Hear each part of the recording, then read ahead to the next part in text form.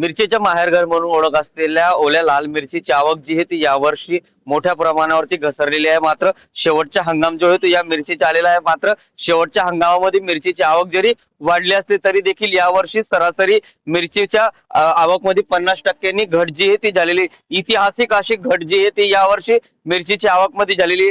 गेल्या 2 वर्षापूर्वी 3.5 लाख क्विंटल मिरचीची आवक आली होती, तर गेल्या वर्षी जवळपास 2 लाख क्विंटल मिरचीची आवक आली होती। मात्र यावर्षी हंगामाच्या शेवटचा टप्पा आला असला तरी देखील 1 लाख क्विंटल मिरचीची आवकचा टप्पा जो आहे तो अजूनही पार झालेला नाही। आतापर्यंत 80,000 क्विंटल मिरचीची आवक आलेली आहे। यावर्षी मोठ्या प्रमाणावरती मिरचीची आवक जी आहे ती घसरलेली आहे। त्यामुळं शेतकऱ्यांसोबतच बाजार समितीला देखील याचा फटका जो आहे तो सहन करावा लागत आहे।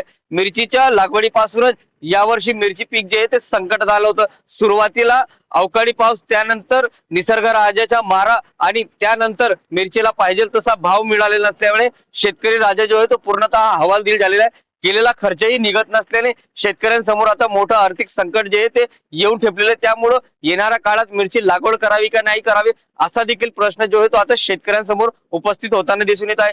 सध्या नंदुरबार बाजार समितीमध्ये मिरचीची आवक जी आहे ती वाढलेली आहे, परंतु यावर्षी 1,25,000 पेक्षा अधिक मिरचीची आवक येणार नसल्याचे अंदाज जो आहे तो बाजार समितीकडनं आणि व्यापाऱ्यांकडनं वर्तवण्यात आले आहे। त्यामुळं यावर्षी मिरचीचा ठसका जो आहे तो सर्वसामान्यांसोबतच बाजार समिती असेल किंवा शेतकरी असेल यांना देखील बसणार आहे।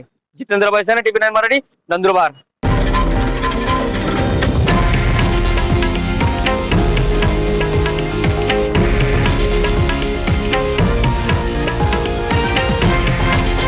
हे आहे देशातील नंबर 1 न्यूज नेटवर्क आणि आपण पाहत आहात TV9 मराठी, एकमेव।